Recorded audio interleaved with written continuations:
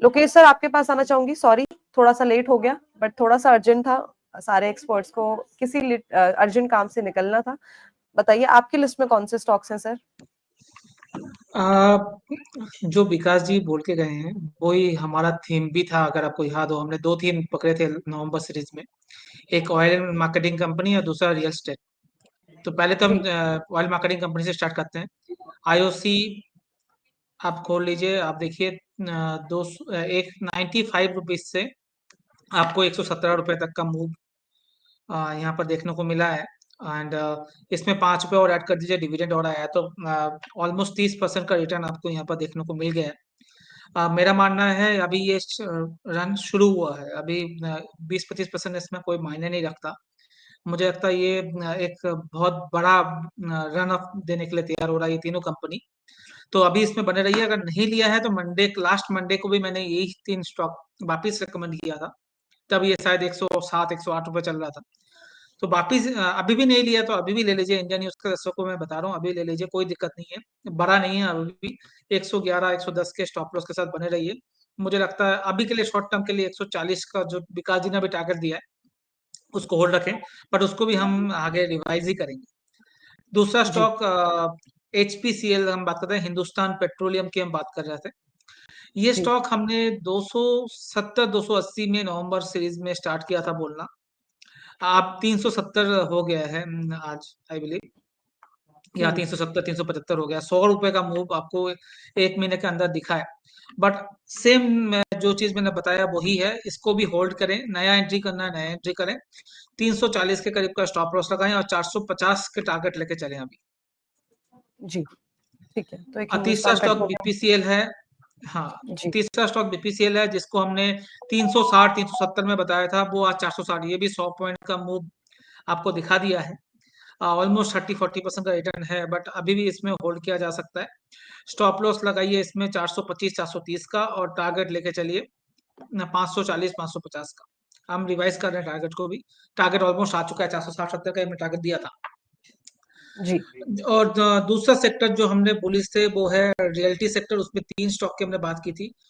Prestige stage अगर आप देखोगे क्या रन अप स्टॉक ने दिखाया है पिछले 1-1.5 महीने के अंदर। हमने 750 में इसकी बात की थी और 1100 रुपए चल रहा है। 400 पॉइंट का मूव आपको एक महीने के अंदर ही देखने को मिल गया है। आपको याद हो कंचन जी, आपके साथ ही शो था जिसमें मैंने रियल्टी स्टॉक पे हमने बहुत उमदा होकर बात किया था। अब ये टाइम है, क्योंकि इंडेक्स वाइज ब्रेकआउट आ रहा है। आपने इंडेक्स का भी चार्ट खोला था, आपको याद हो तो वहां से मैंने बताया था क्यों मुझे अच्छा लग रहा है।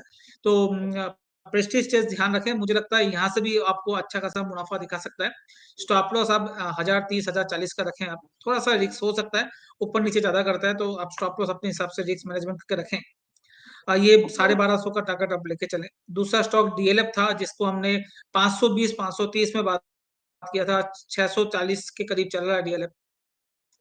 इसको मैं अभी भी एड ऑन किया जा सकता है, अभी भी इसमें एड ऑन किया जा सकता है। 615-620 का स्टॉप लॉस लगाइए और 700 का टारगेट लेके चलिए।